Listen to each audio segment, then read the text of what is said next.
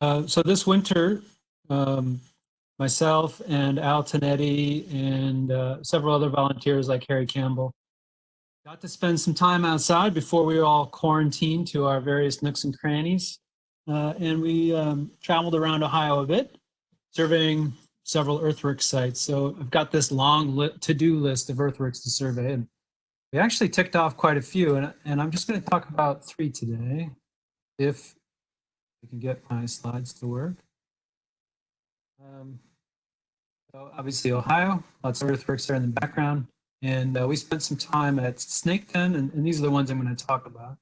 Snake Den, the Jones Group, and the Cat's Creek, our Lowell earthwork over near Marietta. So let's start with Snake Den. As you may know, Snake Den has been an ongoing project for me since 2007 or so. And we've mostly been focusing on magnetic survey, but we've had some other things we've done too. So the goal was Snake Den is a known site.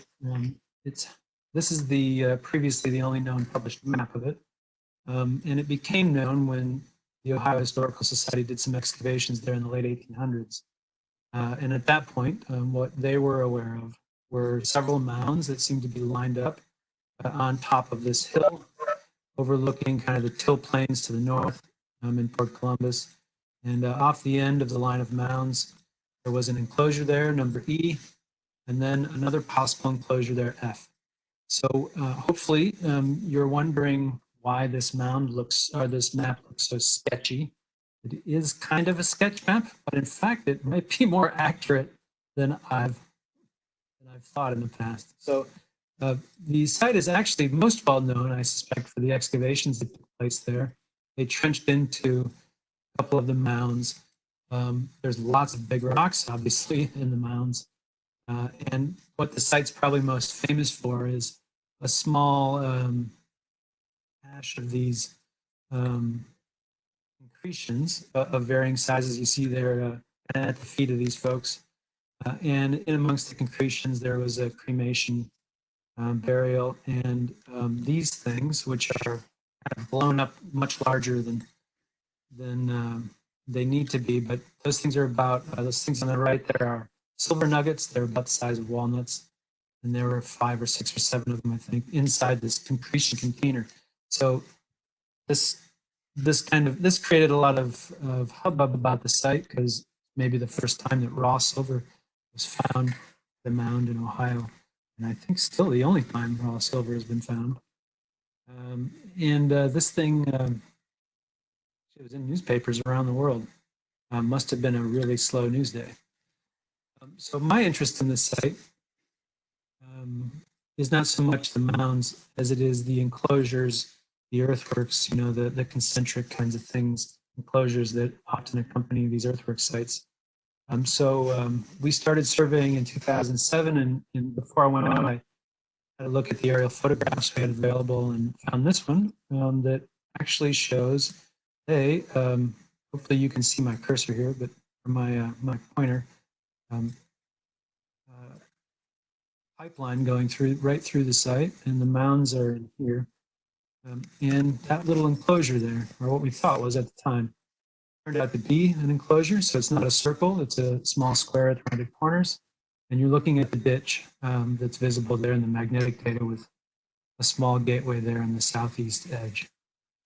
So in fact, you can see that the mounds do create a line, and they line up with the enclosure.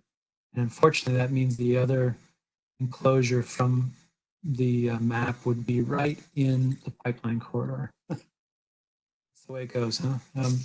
So we could see the ditch, but we could not see the embankment in the magnetic data, even though it was slightly visible topographically at the time of the survey. So there's the map there, just to give you a sense of how close they are actually in reality. So since that initial work in 2007, we expanded the mag survey out and discovered a few other things, in particular that the entire hilltop is surrounded by a ditch and embankment. And this thing is just a little bit smaller than the observatory circle at the Newark Earthworks, if you want a sense of scale. So it's a pretty good sized outer enclosure. It's very subtle. In fact, had never been recognized before. The pipelines show up nice there in the mag data, of course. Let's see. So when you zoom in on the data a bit, maybe you'll notice a few other things. Like, for example, these lines of anomalies here at the bottom. I initially really didn't think they were archaeology, and racking my brain with some ideas about what they could be historically, but I just couldn't come up with anything. It's not a fence line or anything like that. So and there's actually another line of them there. Maybe you can see at the bottom edge of the magnetic data. So a few years back, when we were working on a Hopewell settlement there in Pickaway County with Deanne Weimer and Paul Pacheco's field schools, a group of students and Deanne went up there to Snake Den on top of the hill and tested one of these, actually a couple of these small possible pit features with 2x2 excavation units. And I think we've found about the only artifact that's ever been found out there aside from what has come from the mounds, and it's bladelet, as luck would have it. Nice, and Vanport flint as well. But very few other artifacts were found, so that was a good find. But right where the mag anomaly was, there was in fact some kind of soil stain there. You can see it's about 80 centimeters across and cut in profile. It has burned rock in it, and in the end, it had some charcoal and other things down in it. Still not sure exactly what this thing is or the other one that we excavated. Can't say if it's definitely a post hole or if it's some kind of thermal feature, but they do seem to be burned and have burned rock in them. And there is a whole lot of them. So that's what we did up until the winter of last year. And then in the winter of last year, we made our way into this wooded area here on the west side of the site and collected some magnetic data. You can see it in there. Let's zoom in on that a bit. And so in the woods, the mounds show up well in the magnetic data, mostly because they have burning in them, but they also have large igneous rocks in them that are magnetic. We've got, let's see, that small circle thing there, the arrow is pointing to, hadn't expected that to be there, but that's about where the enclosure F is located on the old map, so maybe that's what they're pointing out. I can't really tell if this is a post circle or a ditch. So maybe some excavation could help with that, except it's very, very close to the pipeline, so may not be able to dig there. There's a close-up of it. I'm not sure that helps it any, but we also found another line of these pits coming off the edge of this big stone mound here. So that was a little unexpected. And then out here at the left edge, we've got the outer enclosure as it's going through the woods.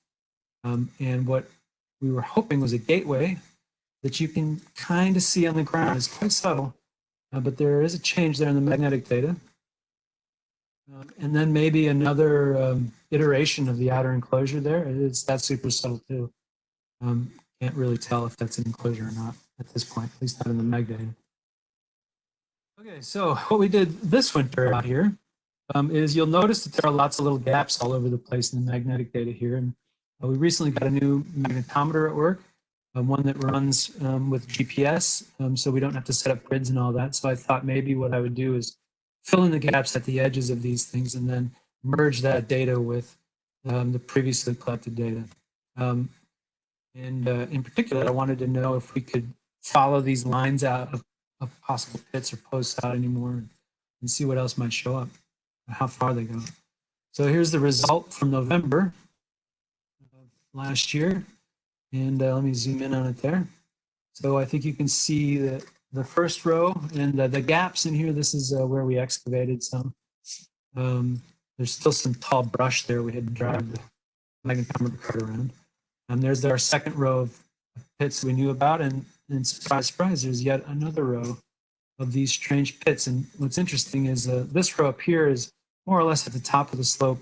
This one is on the slope. And then this one is really down in a kind of a wet area on the site. So whatever these things are, they're pretty unusual, and they're in topographically unusual places where we might not think to test archaeologically. So there are lots of these hilltop enclosures around Ohio. There are several of them in this region stretching over toward Newark. And what I suspect is there's a lot going on at these places that we don't fully appreciate yet. I know, duh, right? But now we're beginning to see this as we have the opportunity to survey large parts of one of these things. We also spent some time surveying in a field over here outside the enclosure to see if there's anything over there. The pipelines keep going, but the archaeology appears to stop. And we had to stop here because, unbeknownst to us, we were out there during hunting season, and a hunter was walking by and asked us if we could leave so he could do his hunting thing. So we left. So that's Snake Pen. Now we have a bit more to do out there, but we're closing in on being done with the magnetic survey. The other thing we did this winter was I invited somebody out to fly the site with a drone, their own drone, and to make a photogrammetry model of it. This someone was Helen McCreary. She is now working in Ohio for Ohio Department of Transportation doing this sort of thing.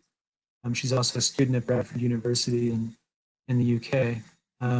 And she's working with drones for her dissertation work. So I thought this would be fun to have a look. And we've spent years clearing the brush out of this wooded area here in an effort to try to get a better look at what's in there. And interestingly enough, you can use the drone, obviously, to take pictures like these. There's the outer ditch showing up in the snow. But you can use these drone pictures, obviously, to create these 3D photogrammetric models of the landscape. So hopefully this looks a lot like LiDAR data to you, except this is way, way higher resolution than LiDAR data. We're talking a data point every inch or two if you want it that dense. The downside, though, is since this is just photographs, you can see the trees in the photographs and grass and all that too. So this is more of a digital surface model than a digital elevation model. So we're just seeing the surface of what's down there below the camera. And we've cut out the trees. So we've all spent some time clipping little data points out to get rid of the trees. And you can still see little stubs there where the trees actually are. We've left sort of little stumps there, virtual stumps. And then out in here in these really high texture areas, that's brush that you just can't see the ground through. So, but it worked pretty well. We got a nice model through the trees. We can see the mounds there with their excavation pits in the tops of them. You can also see this other mound here on the lower right, which was mentioned in the article from the 1890s. And then, of course, we can see the outer ditch and embankment pretty nicely. We can even see the gateway there. Now, this is obviously a static view of this 3D data set. So we can do things with this now, like change the light angle or change the vertical exaggeration. So what you're seeing here is just the light angle on the 3D model changing. It's just going kind of around the clock as we look at it. And that obviously highlights different features out there on site. So that's what we've been doing at the Snake Tent site this year. Lots of fun stuff. More to come, no doubt. And we're hoping to do some more excavations actually on one or two or more of those strange pit-type features and lines there. Okay, moving on down the Scioto River into southern Pickaway County. We're going to visit now a place called the Jones Group. This is a previously undocumented site that, in my world, was found in 2012. The star there represents where it's located. You can see the outline of Pickaway County and all of the earthwork sites that Mills recorded in the Archaeological Atlas of Ohio in 2014. Or, sorry, 1914. Over the past few years, a number of previously undocumented earthworks have been found in this area, in particular by Dave Lamp. And so this one here at the Jones Group was found by Harry Campbell. while looking at Google Earth. So here we are, 2012 Google Earth image. You can see the Scioto River here on the left. This is the Pickaway County Airport. And this is Route 23 running from Columbus down to Chillicothe. And it's a bit hard to make out the earthwork here. I'm not sure how Harry spotted it, but it's right in there. Let's zoom in on that and boost the contrast a little bit. So maybe you can see it a little bit better now, but it's still pretty darn subtle. It's that thing right there. And you can see all kinds of other things in the fields here. This is a pivot irrigation system, so that's what this arc is going around here. It's just irrigation, the effects of the irrigation. What first thing I needed to do was to get access to this place. And that took a little bit of time to find the right people to help me get access. But eventually by 2015, we had it. While I was working on that, I also tracked down some old aerial photographs. And here's one from 1964 where it shows up, sort of. The red area there is where we're going to do the magnetic survey here in a second. In 1938, it's quite clear. So it's a little bit puzzling why this earthwork had gone unnoticed for so long. Perhaps it's just because nobody had looked. In 2015, we finally got out there and ran the magnetometer for a couple of days. And sure enough, what Harry had seen in Google Earth was in fact a ditch and embankment enclosure. Nice circle with a gateway there. And looks like the edge of another one there. Everybody always asks, well, why didn't you survey in the woods? Well, the ground drops off about 50, 60 feet right here down into the floodplain of the Scioto River. So the river has eroded away the bluff here and taken most of this earthwork with it, unfortunately. So this year, what we were interested in doing was expanding the 2015 mag survey and seeing what else might be out here in this field. In particular, if you look close, maybe you can see the faint lines here that are kind of going at different angles to today's plow marks. These make a nice right angle here. There even seems to be a little gap here. If you measure the length of this, it's 400 some feet. And that's really about the length of a segment of a true Hopewell square. So the idea was maybe this could be a square there, like a Hopewell square. It looks like it could extend over here into our mag survey area. And we did see a little bit of something there in the mag data, but it wasn't clear 2015 what it was. So that's a pretty big space. Fortunately, the new magnetometer, this was a bean field this year, so that's why we took advantage of it this winter. And so we just started going out there on the weekends and doing our thing. Mostly Al and I and Harry Campbell helped out on several days. This is in the winter, in fact, although parts of this winter didn't seem very wintry. And we just were pushing this thing back and forth all day long. So on our first day out, that was the result. I was really thinking that right away we were going to find fabulous earthwork treasure, but we did not. So got an old road here. This is a linear depression, so it's kind of a drainage gully. Not sure what that is exactly, but no new earthworks in there. A few pit features here and there. While at the end of this day, I took the magnetometer and I just pushed it over here to the left to search around. Just did a couple of transects back and forth, really loose. And I figured, this earthwork is so obvious in the magnetic data here. Maybe I would see like little bits of obvious earthworks over here if I just gave it a look. So rather than spend all my time over here on the right, maybe we should be going to the left or to the west. So that day I did that, and sure enough, I found something in those little tests over here that looked earthworky. So the next day we went back and collected some more data over there, and lo and behold, there is another enclosure there. Here's a blow up of it in the inset. It looks like a little crescent or some other kind of horseshoe kind of shape. This is not an uncommon shape at earthworks and these small enclosure sites. So that was kind of cool, but it sure looked like this is the embankment that's surrounding the ditch there. It sure looked like it kept going, and it wasn't following the edges of the ditch, which they often do. So it looked to me like there was another enclosure here, but unfortunately this area, if you look over here on the left, this area in here was just filled with tall grass. So we had to get it mowed first before we could do any additional survey work. So while we were working on getting it mowed, we continued on with the survey to the east, covering lots of ground. And then finally, it looks like we were able to, in fact, detect that outer enclosure. It's really subtle in the magnetic data. Got a very strange and big lightning strike here off the circle. Another one over here. And once we finally got the vegetation mode there near our new smaller enclosures, in fact, there is another enclosure here. It's basically attached to this one. So this is a composite enclosure.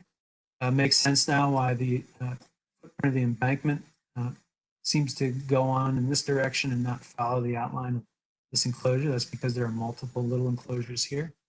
And this is something we've seen at other sites like the Junction Group in Ross County.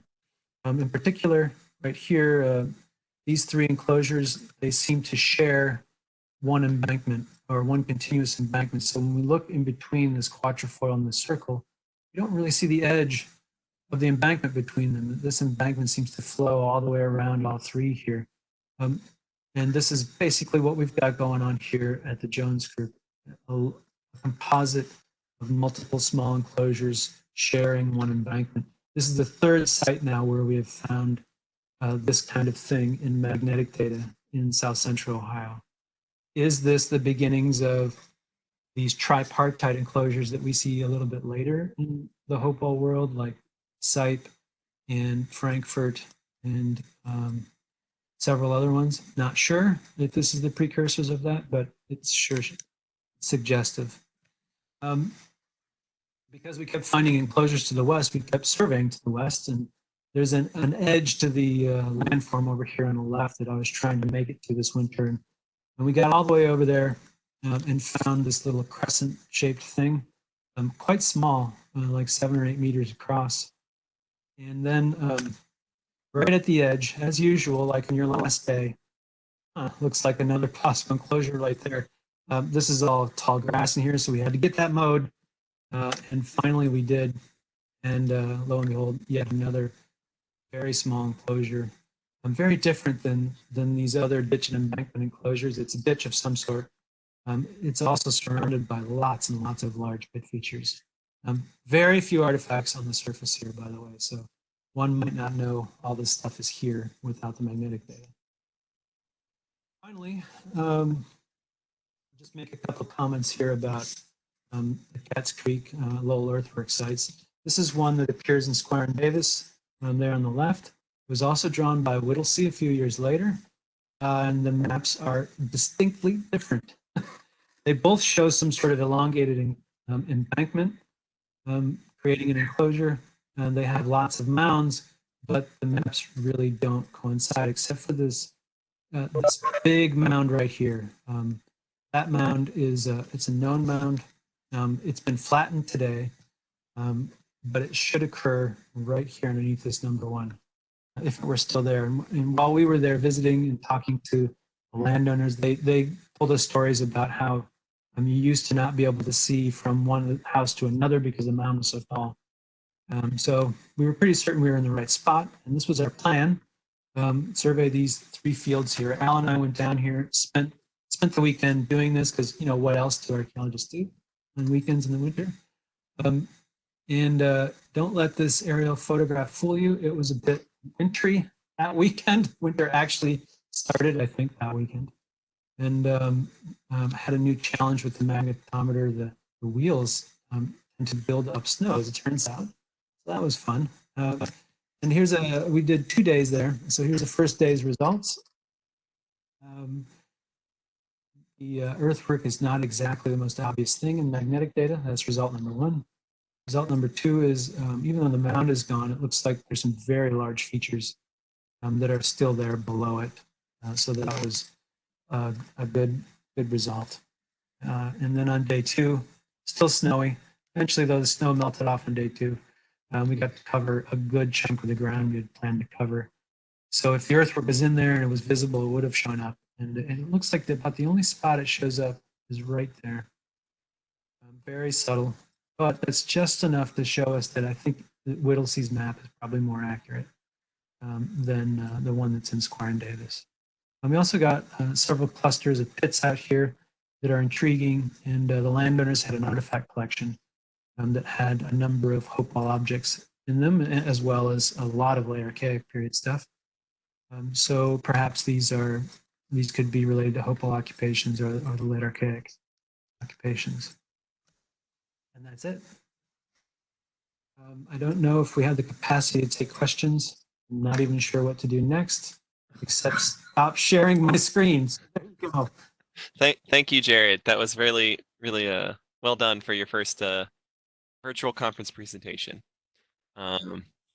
So I guess we do have to get to the next presenter, but we could take maybe 1 or 2 questions. I didn't get any in the stream chat, but if anyone on the WebEx meeting has a question or two, Kevin, if you want to open the floor for maybe a question or two, and then we'll get into Kevin Schwartz's presentation. If anyone has questions. It's your meeting, Eric, so if you want to take questions, then we can do that. We'll take up to 2. Everybody's muted. You can either unmute yourself or send me a chat if you want to ask a question. And if no questions, then I'll just start Kevin's presentation. Am I still muted? No. No, you're not. I should mention that Wes Clark was integral in setting up the work at the Lowell Earthworks, by the way. If Wes is out there in virtual land, thank you, Wes.